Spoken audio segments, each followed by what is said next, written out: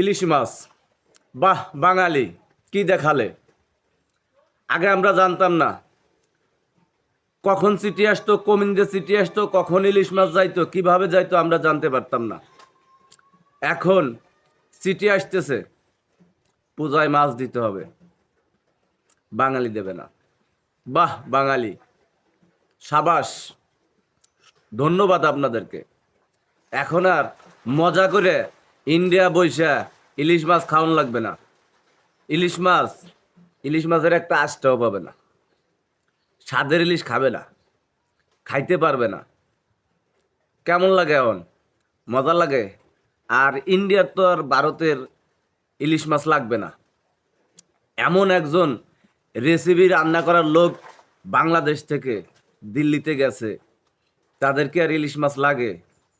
ইলিশ মাছ ছাড়াই মজার রান্না করে খাওয়াবে। চিঠি দিয়ে লাভ নাই, ইলিশ মাছ যাবে না, যাবে না তো যাবে না।